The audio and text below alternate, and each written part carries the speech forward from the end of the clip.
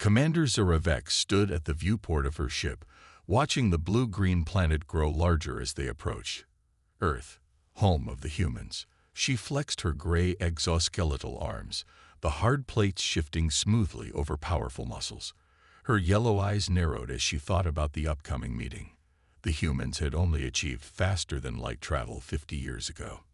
They were newcomers to the galactic community, and the galactic hegemony had sent her to assess them. As the first Keldorian to make official contact, she had studied them carefully.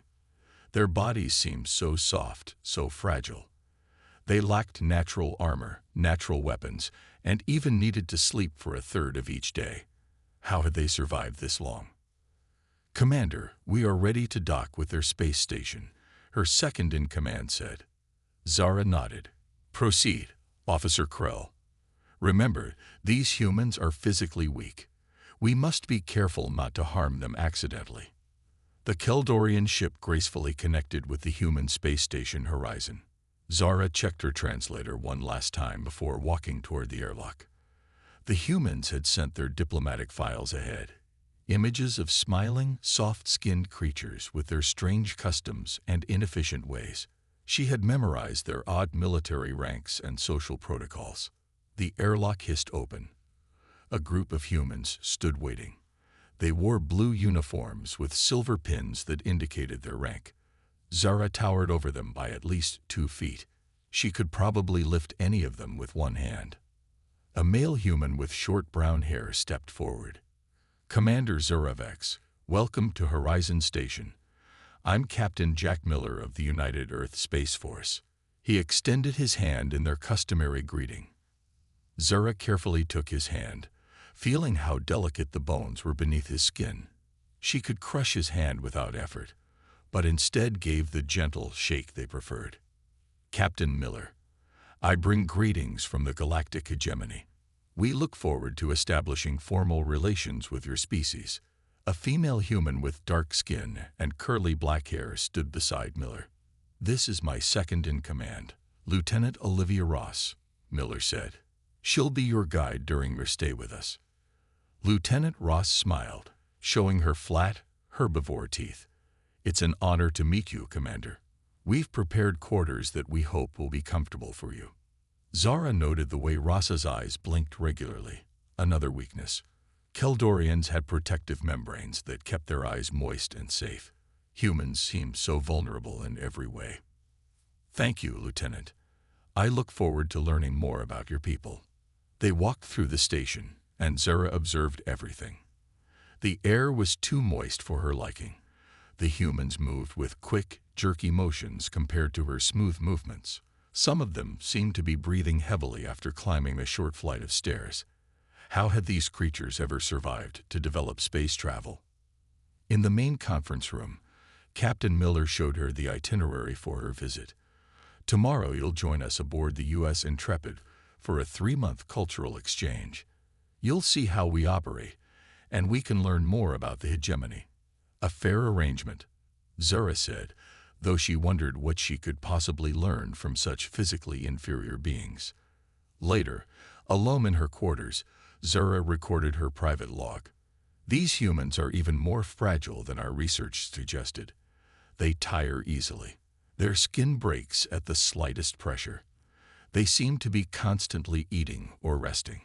They will make excellent protected vassals within the hegemony. They clearly need the protection of stronger species." She looked out at the stars through her viewport. The Keldorians had ruled their sector for 10,000 years, due to their superior strength and natural advantages. The humans, with their soft bodies and emotional ways, would naturally fall into their place in the hierarchy. "They need us," she concluded in her log. "Without our protection, they would not survive in this dangerous galaxy." Zara had no idea how wrong she was. The metal floor of the U.S. Intrepid hummed beneath Zuravex's feet as she followed Lieutenant Olivia Ross through the narrow corridors. The human ship seemed cramped compared to Keldorian vessels. Everything about human design focused on efficiency rather than comfort or dignity. "This will be your quarters during your stay with us," Lieutenant Ross said, gesturing to a small room. "I know it's not what you're used to, but I hope it will be adequate." Zara ducked her head to enter the room. The ceiling was barely high enough for her 7-foot frame. "It will serve its purpose," she said, hiding her disappointment. Even the bed was too small. She would have to curl up to sleep. "Our daily briefing starts at 600 hours, Ross explained. "Captain Miller thought you might like to observe our training exercises tomorrow." Zara nodded, making notes in her datapad. "I look forward to it." That night, she struggled to sleep on the small bed, listening to the constant hum of human machines. Keldorian ships ran in near silence. This noise was yet another sign of inferior technology. The next morning, Zara followed Ross to the ship's training deck. A group of 20 humans were running in circles around the room, their faces red with effort, their bodies covered in sweat. "What is the purpose of this activity?" Zara asked. "They are going nowhere." Ross smiled. "It's endurance training. We build our stamina through regular exercise." Zara watched with confusion. Keldorians were born strong. They did not need to build anything. After the running, the humans paired off and began to fight each other. Not real fighting. They pulled their punches and stopped before causing serious harm. It seemed pointless. "This is combat training," Ross explained. "Everyone on board, even our scientists and engineers, must know how to defend themselves." "Against what?"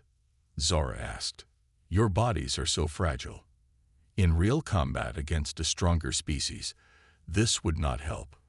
Ross didn't seem offended. "Maybe, but humans have a saying. It's not the size of the dog in the fight, it's the size of the fight in the dog." Zara's translator struggled with this concept, but she nodded anyway. Over the next week, Zara observed many curious human behaviors. They played games that simulated war. They spent hours in virtual reality, practicing for situations they might never encounter. They ate together, laughed together, and sometimes argued loudly before making peace minutes later. Most puzzling was their adaptability. When the environmental systems malfunctioned and one deck became uncomfortably hot, the humans simply removed layers of clothing and continued working. Zara, with her exoskeleton, felt dizzy in the heat, but the soft-skinned humans adjusted quickly. During one meal in the ship's dining area, Zara questioned Captain Miller about this. "Your species seems inefficient," she said bluntly. "You spend energy preparing for unlikely scenarios. You push yourselves until exhaustion. Why not conserve your strength?" Miller considered her question as he ate. "Commander, humans evolved on a planet that tried to kill us at every turn. We weren't the strongest, fastest, or most naturally protected species. We survived because we prepared, adapted, and refused to give up. But now you have technology," Zora pointed out. "You no longer need such primitive instincts." "Don't we?" Miller smiled. "The universe is full of unknowns.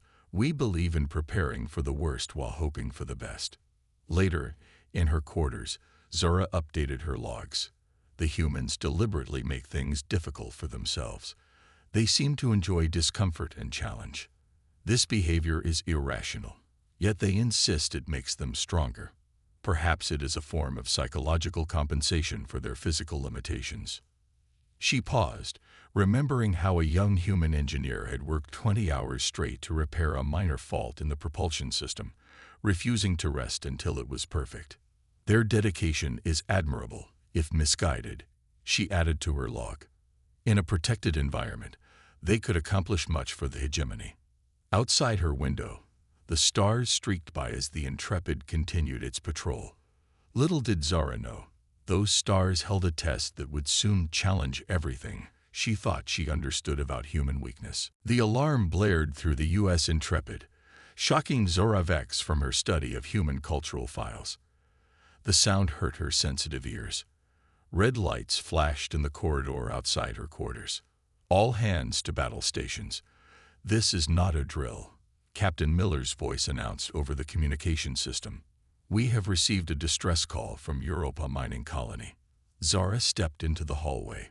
Humans rushed past her, their faces serious but not panicked. She made her way to the bridge, where she found Captain Miller studying a holographic display of Jupiter and its moons. "Commander Zaravex," Miller nodded to her. "We've received an emergency signal from our mining outpost on Europa. You may observe from the tactical station if you wish." Lieutenant Ross made room for Zara at her console. On the screen, a small human settlement on the icy moon blinked red. "The message was cut off mid-transmission," Ross explained. "We're the closest ship in the sector." "How long until we arrive?" Zara asked. 4 hours at maximum speed," Miller replied. "Lieutenant, prepare a rescue team." The Intrepid changed course, engines pushing to their limits. Zara watched the humans prepare with calm efficiency. They checked weapons, medical supplies, and environmental suits. Their focus impressed her, though she still doubted their effectiveness in a true crisis. Nearly 4 hours later, as they approached Europa, Lieutenant Ross suddenly straightened at her console. "Captain, I'm detecting 3 ships near the colony. They're not ours." Her fingers moved across the display. "Configuration matches Drakari raiders." Zara felt a chill. The Drakari were vicious predators, nearly as strong as Keldorians, but without any code of honor. They raided outposts throughout the galaxy, taking resources and slaves. "It's a trap," Zara said. "They used the distress call to lure you here." The bridge crew looked at her, then back to Captain Miller. Zara expected him to retreat immediately. Humans couldn't possibly stand against Drakari warships. "Sound battle stations," Miller ordered calmly. "Shields at maximum." Zara was shocked. "Captain, the Drakari have superior firepower and numbers. They will destroy your ship." Miller's eyes met hers. "We still have people on that colony, Commander. We don't abandon our own." The Intrepid moved forward. The 3 Drakari ships, shaped like curved blades, broke from Europa's orbit and moved to surround the human vessel. "They're blocking our escape routes," Ross reported. "They expect us to run," Miller said. "Let's disappoint them." "Lieutenant Allen, take us closer to Europa's surface, near the geysers." "Lieutenant Ross, prepare to drop depth charges into the ice at these coordinates." Zara watched in disbelief as the human ship dove toward the moon's surface. The Drakari ships followed, firing energy weapons that rocked the Intrepid. "Shields at 70%, someone called out. The human ship skimmed just above Europa's icy surface. Beneath them, huge geysers of water vapor erupted from cracks in the ice. "Now," Miller ordered. The Intrepid released several small objects into the ice below. Seconds later, massive explosions triggered a chain reaction. Giant plumes of ice and water erupted, engulfing one of the Drakari ships and damaging another. Zara couldn't believe what she was seeing. The humans had used Europa itself as a weapon. "Target their propulsion systems," Miller ordered as the Intrepid rose from the chaos below. The human gunners fired with precision, striking the damaged Drakari ship repeatedly until its engines failed. But the 3rd Drakari vessel launched a barrage of missiles. The Intrepid shuddered as they hit. "Port shields failing," Ross announced. "Hull breach on deck 4." Zara gripped the console. This was it. The humans had fought bravely, but now they would see the futility of challenging a superior force. Surely Miller would surrender to save his crew. Instead, the captain's voice remained steady. "Seal off deck 4. Reroute power to weapons. Target their command center and fire everything we've got." The Intrepid turned to face the Drakari ship head-on. Zara stared at the humans around her. Their faces showed determination, not fear. For the first time since meeting humans, she felt something unexpected: respect. 10 hours had passed since the battle began. Zaravex stood in the damaged medical bay of the U.S. Intrepid, watching humans work through pain and exhaustion.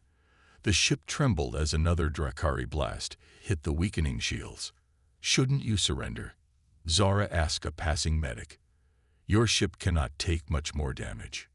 The medic, a man named Joe with blood on his uniform, looked at her with surprise. "Surrender? There are still people alive on that colony." Zara saw Lieutenant Olivia Ross enter the medical bay, her left arm hanging at an odd angle. A doctor rushed to her. "Your arm is broken," the doctor said. "Fix it quickly," Ross replied. "I need to get back to tactical. The captain needs me." The doctor injected something into Ross's arm and began setting the bone. Ross winced but didn't cry out. Zara was amazed. A Keldorian with such an injury would be removed from duty immediately. "Lieutenant Ross," Zara approached her. "Why continue fighting?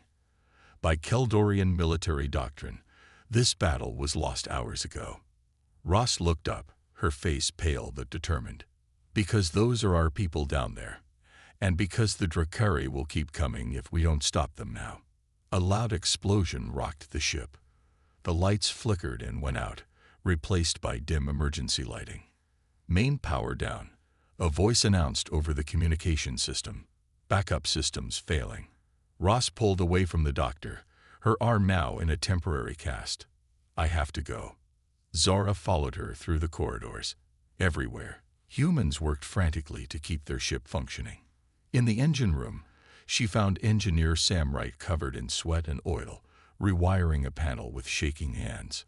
"How long have you been working?" Zara asked him. 30 hours, give or take," he replied without looking up. "Pass me that tool, would you?" Zara handed him the tool. "You need rest. Your species requires sleep." Sam gave a short laugh. "Sleep is for peacetime, Commander. Right now, we need power." On the bridge, Captain Miller was organizing a team to manually restart the backup generators. The air filtration system was failing, making the air hot and thin. Humans breathed heavily, but kept working.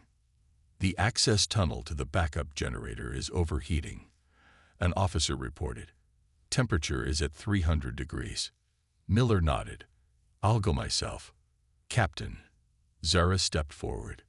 "My species can withstand higher temperatures than humans. Let me go." Miller shook his head. "Even you couldn't survive those temperatures, Commander. But we have cooling suits." "Those suits will only work for 10 minutes in that heat," another officer warned. "Then I'll work fast," Miller said, already putting on the bulky white suit. Zara watched in disbelief as Miller and 2 volunteers disappeared into the superheated maintenance tunnel. By Keldorian standards, it was a suicide mission. The logical choice would be to abandon ship and surrender. 10 minutes later, the lights flickered back on. A cheer went up around the bridge. Miller and his team emerged from the tunnel, their suits partially melted, but alive. "Backup power restored," Miller announced, removing his helmet. His face was red from heat, and he breathed in great gasps. "Weapons online, but at 40% capacity," Ross reported from her station, working one-handed. "Good enough," Miller said. "Target the lead Drakari ship's command center." As the humans returned to battle stations, Zora pulled Miller aside. "Why do this? You're outnumbered. Your people are injured. You've reached your physical limits hours ago." Miller wiped sweat from his face. "Commander, humans don't accept limits. We exceed them." He looked at his crew, each person pushing beyond what Zora thought possible, and we're just getting started. A strange feeling grew in Zora's chest as she watched these soft-bodied aliens fight far beyond their supposed breaking point. For the first time, she wondered if she had completely misunderstood what strength truly meant. The bridge of the U.S. Intrepid was filled with smoke. Emergency systems sprayed fire suppressant in one corner where a console had exploded. The crew moved with purpose despite their exhaustion. Captain Miller studied the tactical display, his face streaked with soot. "The Drakari ships are regrouping," Lieutenant Ross reported, still working her station one-handed. "They're preparing for another attack run." Zaravex watched in fascination. By all logic, these humans should have given up hours ago, yet they continued fighting with increasing intensity. It defied everything she had been taught about human physiology. "Status report," Miller demanded. "Shields at 12%, weapons at 35%, starboard engine damaged beyond repair," an officer called out. Miller's eyes narrowed as he looked at the display. Then he smiled, a strange reaction that puzzled Zara. "I have an idea," he said. "If we can't use the starboard engine for propulsion, let's use it for something else." The captain quickly outlined his plan. They would remove the damaged engine, rig it to overload, and use it as an improvised bomb against the Drakari ships. It was a desperate plan, but the humans nodded as if it made perfect sense.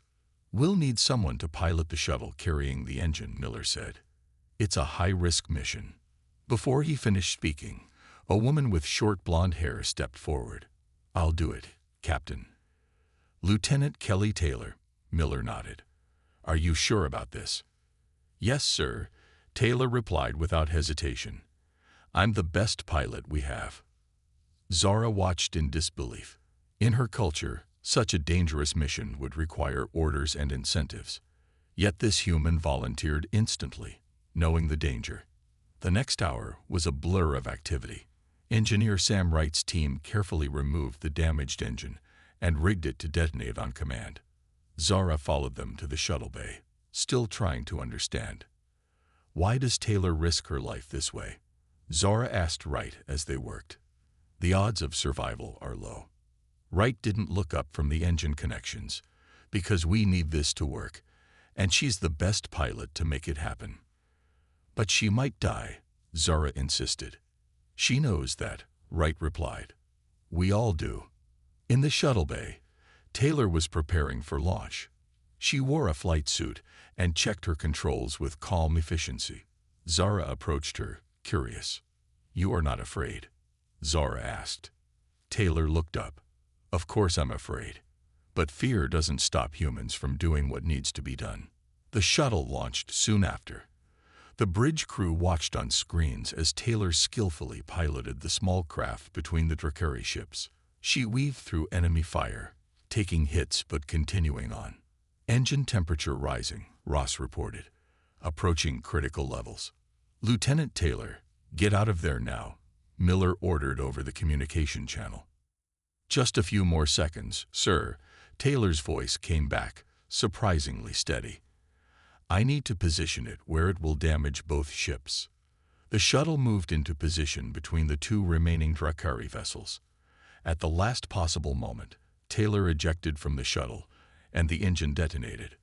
The explosion was massive. Both Drakari ships took heavy damage, their shields failing and hulls breaching. A cheer went up from the Intrepid's crew. "Taylor's escape pod is returning," Ross announced. "She made it." When the pod docked, medical teams rushed to help. Taylor emerged, her flight suit burned and torn. She managed 3 steps before collapsing. Doctors quickly found she had suffered serious injuries during the mission, but had hidden them to complete her task. As they carried Taylor to medical, Zara stood in stunned silence. She had never seen anything like this from any species.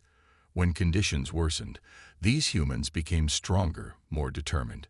They accomplished the impossible through sheer will. "They're retreating," Ross called out, pointing to the tactical display. The damaged Drakari ships were pulling away from Europa. Captain Miller's face showed exhaustion, but also fierce pride.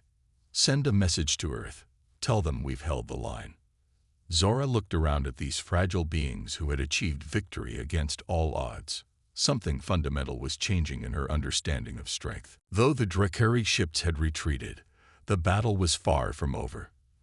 The U.S. Intrepid remained in orbit around Europa, where the mining colony was still under enemy control. Captain Miller called a meeting in the damaged conference room to plan their next move. "We have 53 colonists trapped down there," Miller explained, pointing to a map of the facility.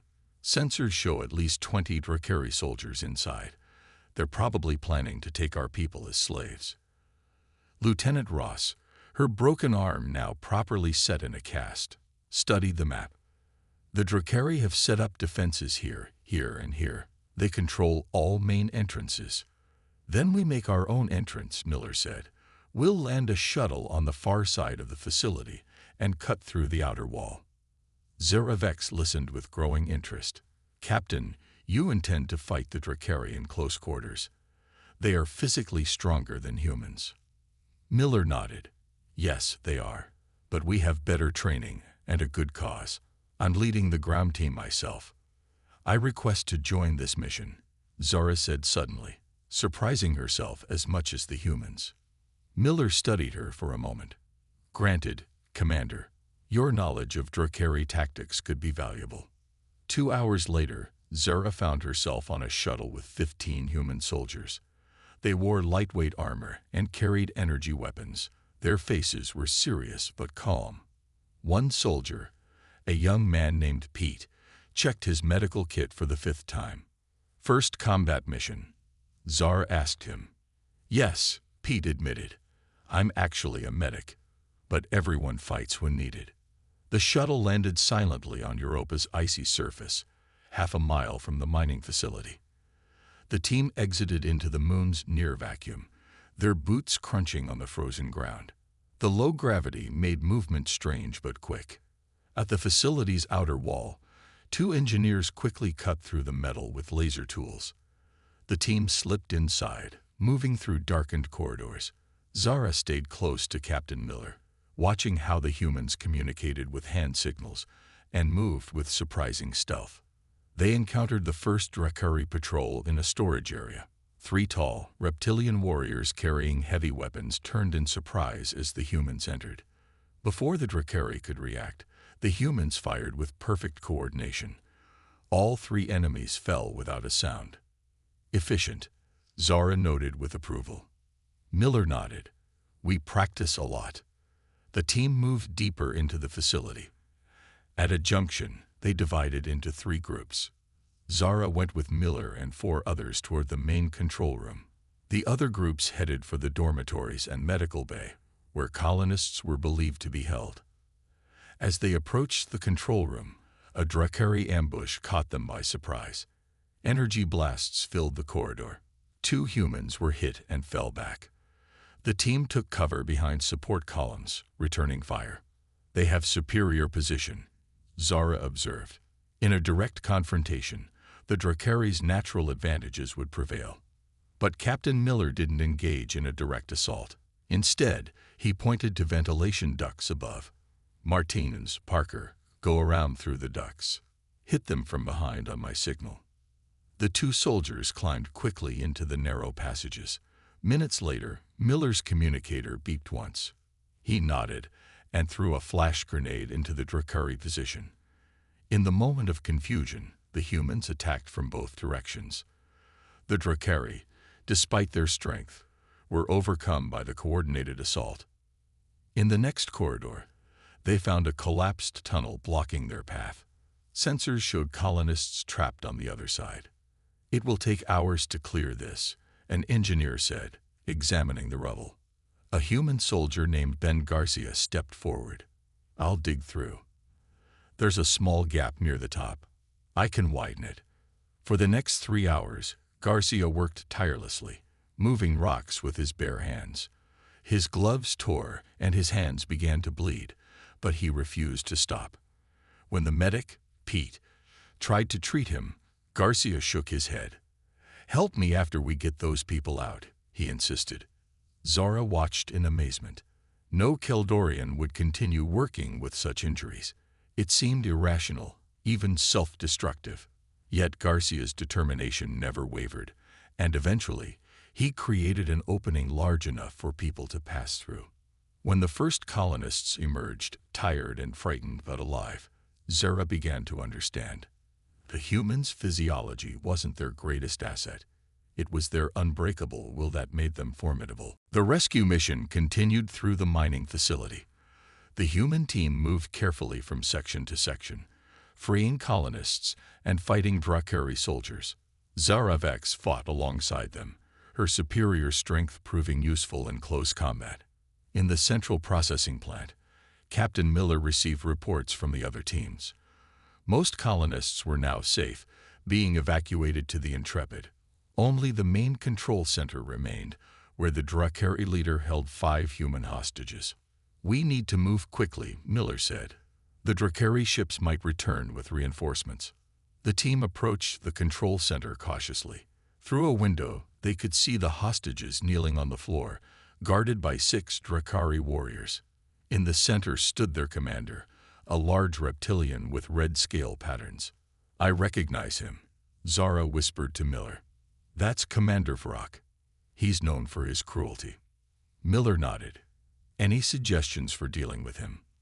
"Direct confrontation would endanger the hostages," Zara advised. "In Keldorian tactics, we ruled." Before she could finish, the door to their position slid open. A Drakari patrol had circled behind them. Energy blasts filled the corridor. The humans returned fire, but they were caught in crossfire from both directions.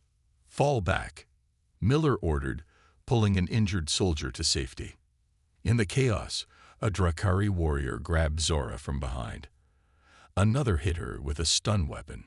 Her muscles locked up, and she couldn't move. The Drakari dragged her into the control center and threw her at Commander Vrock's feet. "A Keldorian," Vrock hissed in surprise. "Fighting with humans. Interesting." Zara struggled to speak as the stun effect slowly wore off. "Release the hostages." Vrock laughed, a harsh sound. "No. In fact, you've given me a better idea." He activated the facility's communication system. "Attention, human ship. I have your Keldorian ambassador. Withdraw immediately, or she dies first, followed by the hostages." Zara felt a cold realization. In her culture, this would be the end. Keldorian military doctrine was clear. No individual, no matter how high-ranking, was worth compromising a mission. If she were commanding the Intrepid, she would order an immediate attack, sacrificing herself and the hostages to defeat the enemy.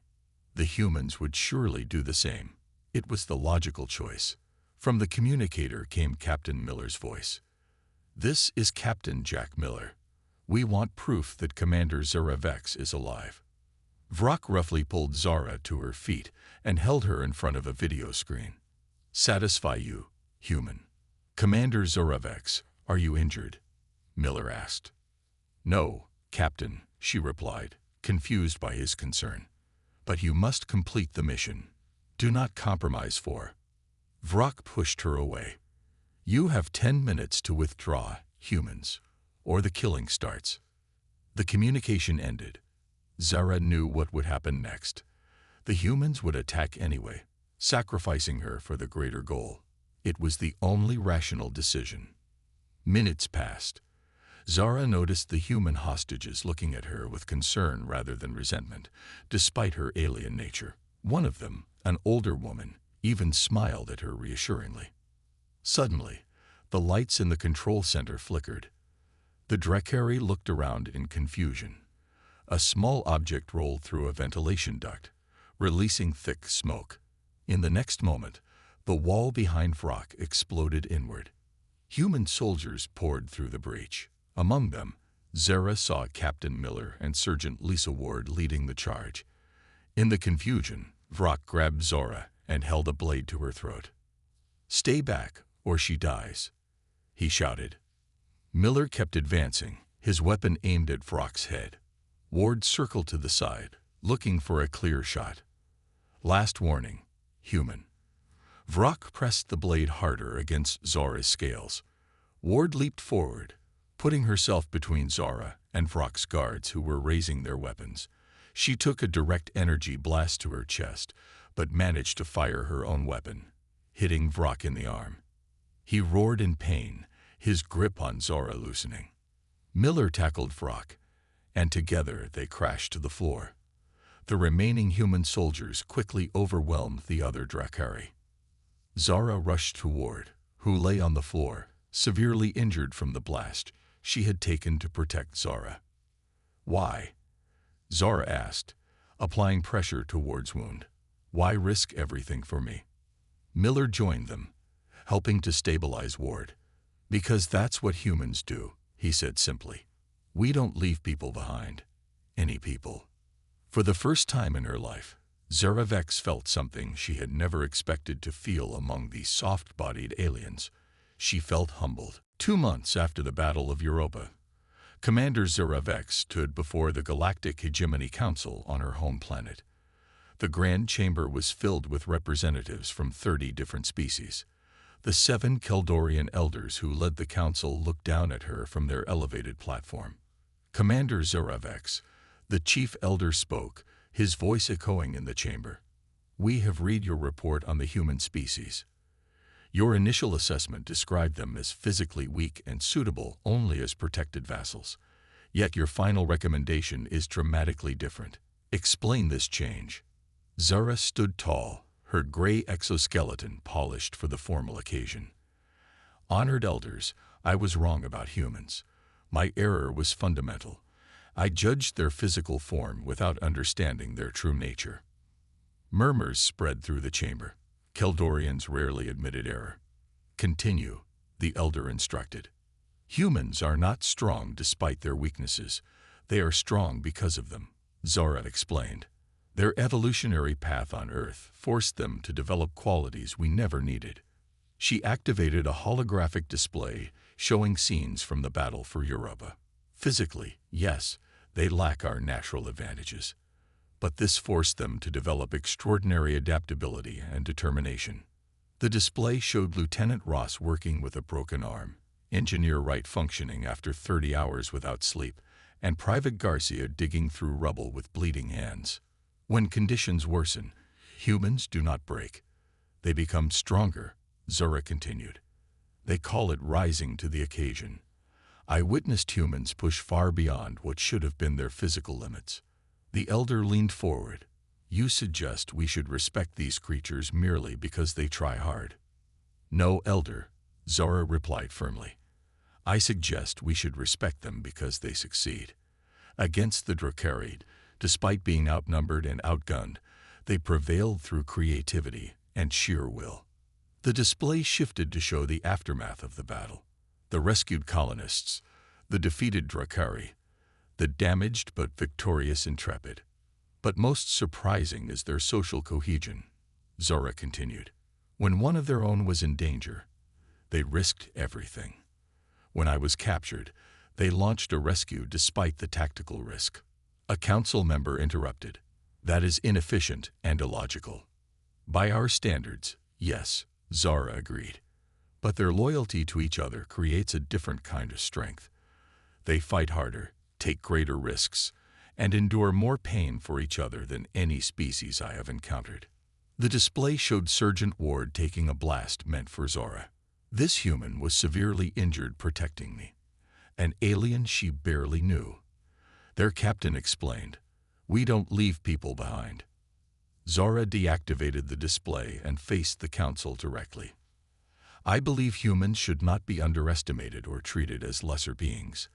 They should be welcomed as full allies of the hegemony, not protected vassals." The chamber erupted in debate. Many council members objected, arguing that physical strength had always determined status in the galaxy. Others seemed intrigued by Zora's assessment. After the noise subsided, the chief elder spoke again. "Your recommendation is noted, Commander. It will require further discussion. You are dismissed." As Zora left the chamber, her second-in-command approached. "That was a bold stance, Commander. The Council rarely changes its position." "They will this time," Zora said confidently, "because I have one more piece of evidence that it cannot ignore." She pointed to a nearby view screen where a human ship was docking at the spaceport. It was the U.S. Intrepid, fully repaired and upgraded after the battle. "Captain Miller accepted our invitation to establish permanent diplomatic relations," Zara explained. "The humans are eager to join the galactic community as equals." Her communicator beeped. A message appeared on the screen. She had been appointed permanent ambassador to Earth.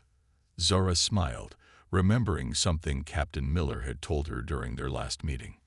"Humans aren't strong despite our weaknesses. We're strong because of them. Our vulnerabilities taught us to fight harder, work together, and never, ever give up." As she watched the human ship dock, Zara felt certain that the galaxy would never be the same. These strange, soft-bodied creatures from Earth would change everything, and she looked forward to witnessing it.